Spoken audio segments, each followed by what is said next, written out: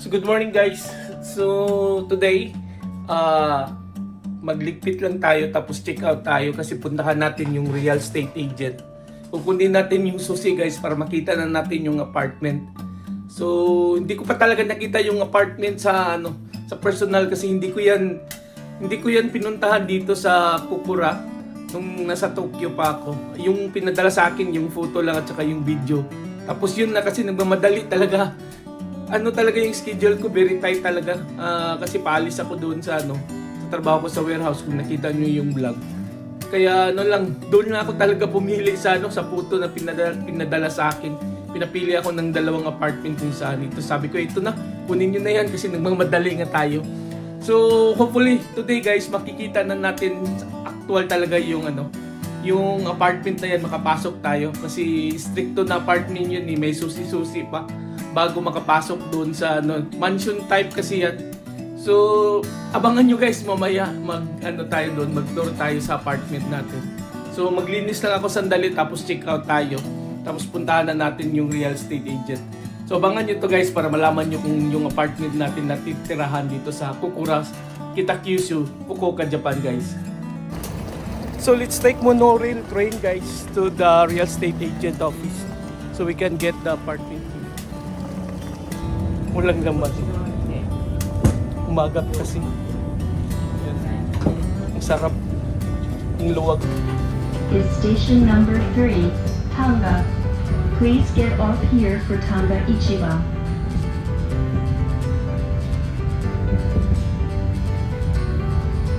Tanga.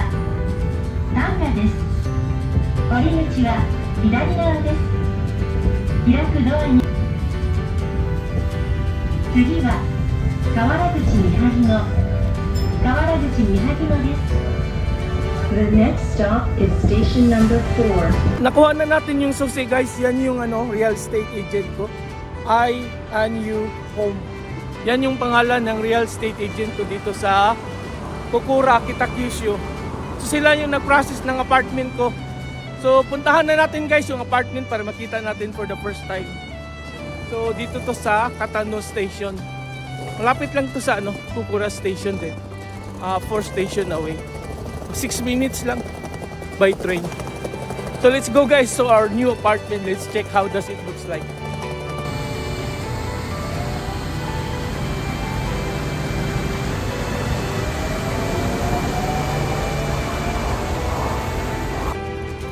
So I dropped off this station guys. So it looks like it's just in front of my apartment. And there's a family mart here outside. So I already googled this one and last time.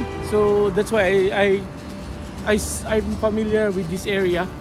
So we're going now to my apartment. See, this is the building guys. I have never been here yet, but I already searched this in the Google Maps. That's why I'm a little familiar how does it looks like. And the surroundings area. See, that's the apartment I'm going to stay. And there's a front. It's like a temple. So there is a temple in front of this apartment that I'm going to stay. So this is how it looks like guys. It's a very big one. So let's try to go inside now. And I will park my bicycle in this area. Later when they will deliver my things from Chiba, they will arrive this afternoon. So let's go inside. So we're here now guys. So let's go to our apartment in the room 7th floor. So now for the first time we will see now our apartment guys. We are on the 7th floor. So let's see how does it looks like. Very excited to see. Are you excited guys? Let's check it out guys. So we're here. We are in the 702. Okay, this area. 702. This is our apartment. Time to reveal our apartment guys. So this is it. Wow. So let's take our baggage. So this is now we're going to stay here I hope there is a light and water now. I hope so, guys. It looks like it's dark here. I don't know if there is already a light. There's nothing. So we need to remove our shoes. This is what we do when we enter houses in Japan. So this is what a toilet. This is the toilet. I think it's turned off the power. Let's check where is the outlet for this one. This one. I think so. I think this is the one. We need to switch this on. Yes, good. Now we are back to business. So this is our toilet. This looks good.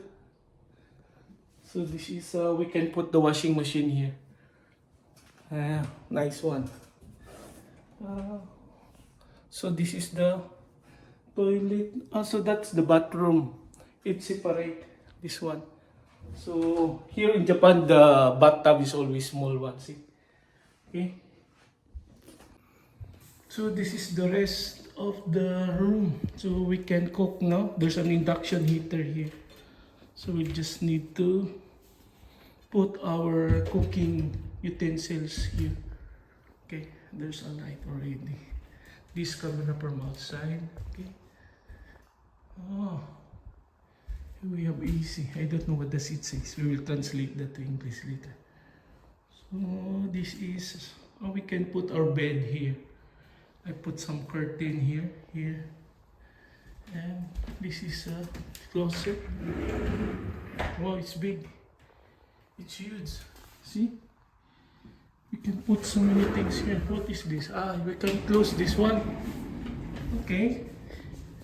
So you can close this one and make this a small room. Okay. You can. So totally we can close this part.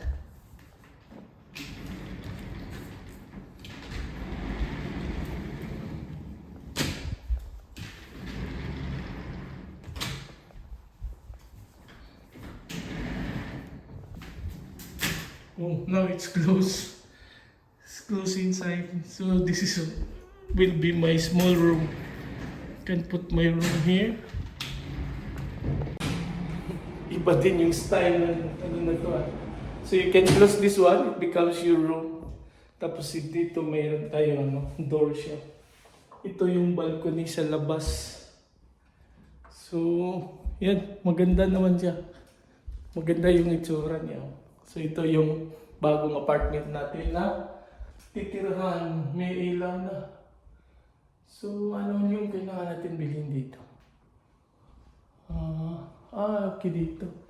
Ito para sa ilaw, tulad ng ilaw. Bibili tayo dyan isa. Tapos dito din wala to. Check natin to para saan kaya to. Ito yung ilaw pala. Ito, yan yung ilaw. Ito nga yung sa ilaw. Mali pala yun. Yan. So, bibili tayo para sa ilaw. 2 lights yung bibilihin natin. Kasi dito may ilaw na siya dito. Dito rin isa. 3 yung bibili natin na ilaw. Dito may mga ilaw na dito. So, wala tayong problema dito na side. So, maganda. May pa pala dito. May, yung shoe rack to. Yung sa entrance, hindi natin nabuksan kasi may bag na nakaharang. Ngayon, so may mga shoe rack na dito. Malagyan natin to ng mga sapatos natin. Ito yung sa entrance niya, may shoe rack dyan. Tapos iwala yung dito sa toilet. Tapos dito sa washing, tapos sa bathroom niya. So ito guys, ito na yung apartment natin. Ang ganda naman siya. 31 square meters to siya. Itong room na to. Yan yung itsura ng apartment natin. So dito sa labas. Ito yung balcony. So yan yung labas. Labas ng apartment. Nandito tayo sa 7th floor. Umuulan pala konti. So ito yung sa harap natin. Every morning, ganito yung makikita natin.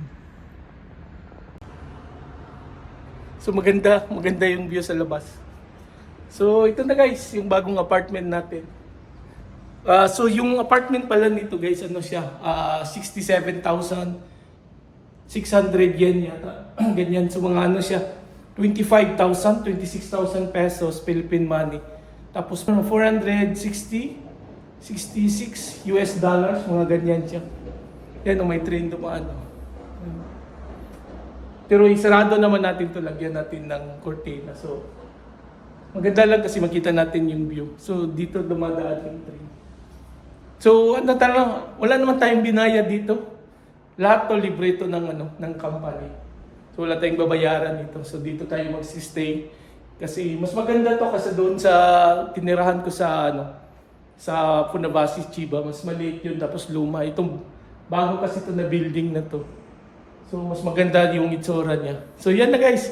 Mamaya darating yung sa gas mag-connect. Tapos may ilaw na tayo. Tubig pala. Di natin na-check kung may tubig na to. Baka di tayo makaligo nito. Ayan, ang lakas. So wala na tayong problema sa tubig. May kuryente, yung gas mamaya. Tapos yung moving company darating mamayang hapon para hakutin na yung mga gamit ko dito. So magiging kumpleto na tong room natin guys. Yan. So update ko mamaya guys kung pagdating ng delivery. So ito na yung apartment natin guys. So relaxing muna tayo. Yan. Ganda ng room natin na bago. Libre naman to eh. So enjoy muna tayo ngayon. Kasi hindi pa dumating yung pag-deliver ng mga gamit ko. Galing pa yung Tokyo. So mamaya pa yun. So walang laman tong apartment na. So maganda naman siya, di ba? Okay na to, libre to eh. So maganda to bago pa siya. Ganda pa ng mga wall. Kompleto na lahat. So may electric na, may tubig na tayo. Pinandar ko yung aircon yan, ang lakas. So maganda itong apartment natin. So ito na yung titirahan natin. Hindi natin alam kung ilang taon tayo dito. So maganda yung pwesto natin. Harap station, may family mart. Tapos may market sa back. So ang ganda talaga ng area na to na nakuha natin. So sa photo ko lang kasi ito na nakita. Hindi naman natin natingnan to sa actual talaga. Hindi ko na to pinuntahan kasi busy-busy tayo. Tapos ang mahal ng bumasay papunta dito. Nasa 10,000 pesos din. So one way lang yung 10,000 na yan. So napakamahal. So tinignan lang natin sa photo at saka yung video na binigay sa atin ng real estate agent. So maganda siya, bago pa yung building. So nandito tayo. Ito na yung bagong apartment natin guys. The Wonder of Japan now in Fukuoka, Kitakyushu. Ito na yung mga gamit dumating na. Grabe ang kalat. Yan, no? So yan. May naghakot pa. So ang dami nito guys. Napuno yung room ko. Laking trabaho na naman ito. Dami talagang lipitin na naman ito. Kaya symbol lahat yung mga cabinets, yung bed ko. Ang dami na. Nakapack lahat. Laking trabaho na naman.